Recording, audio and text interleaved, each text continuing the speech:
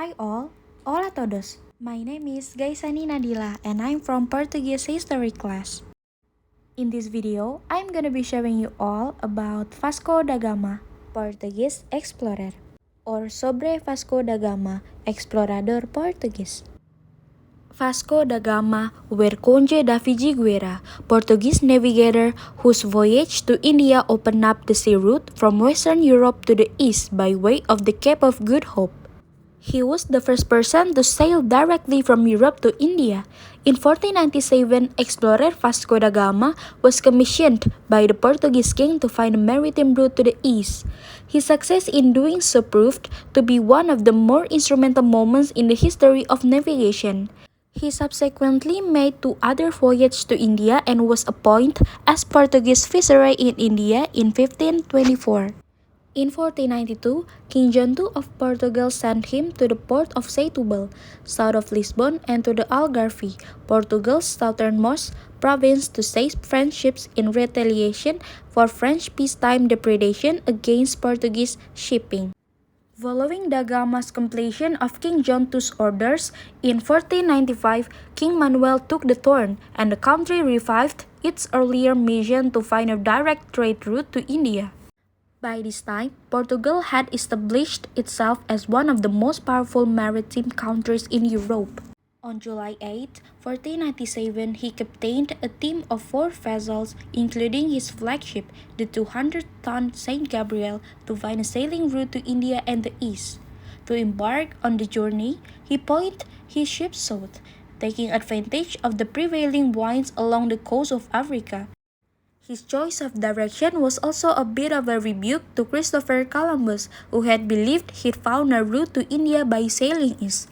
Following several months of sailing, he rounded the Cape of Good Hope and began making his way up the eastern coast of Africa toward the uncharted waters of the Indian Ocean.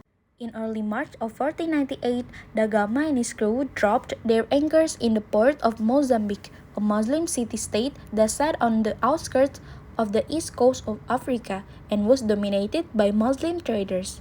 Here, da Gama was turned back by the ruling sultan, who felt offended by the explorer's modest gift. By early April, the fleet reached what is now Kenya before setting sail on a 23-day run that would take them across the Indian Ocean.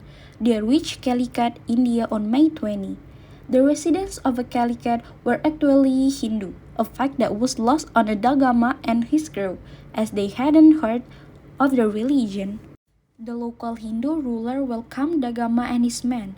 At first, the crew ended up staying in Calicut for 3 months. Not everyone embraced their presence, especially Muslim traders who clearly had an intention of giving up their trading grounds to Christian visitors. In August 1498, da Gama and his men took the seas again, beginning their journey back to Portugal. Da Gama's timing couldn't have been worse. His departure coincided with the start of a monsoon. By early 1499, several crew members had died of scurvy, and in an effort to economize his fleet, da Gama ordered one of his ships to be burned. In all, da Gama's first journey covered nearly 24,000 miles in close to 2 years, and only 54 of the crew's original 170 members survived. The second voyage of Vasco da Gama. When da Gama returned to Lisbon, he was greeted as a hero. In an effort to secure the trade route with India and other Muslim traders, Portugal dispatched another team of vessels, headed by Pedro Alvarez Cabral. More important for his home country, Cabral established the first Portuguese trading post in India. In 1502, da Gama helmed another journey to India that included 20 ships. 10 of the ships were directly under his command. In the wake of Cabral's success and battles, the king charged da Gama to further secure Portugal's dominance in the region. To do so, da Gama embarked on one of the most gruesome massacres of their exploration age.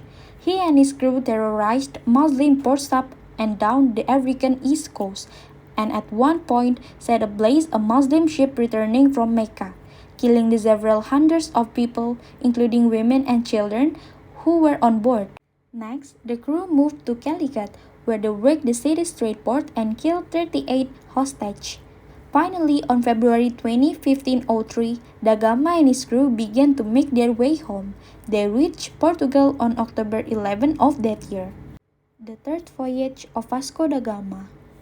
Obscurity surrounds the reception of da Gama on his return by King Manuel.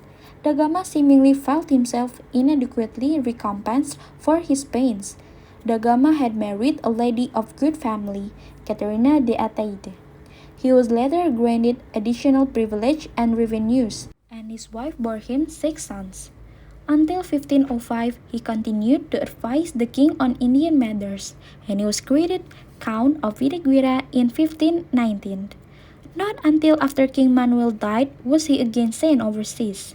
King John III nominated him in 1524 as Portuguese viceroy in India. Arriving in Goa in September 1524, da Gama immediately set himself to correct the many administrative abuses that had crept in under his predecessors. Whether from overwork or other causes, he soon fell ill and died in Cochin in December. In 1538, his body was taken back to Portugal. Okay, that's Vasco da Gama's life journey. Obrigada, thank you so much.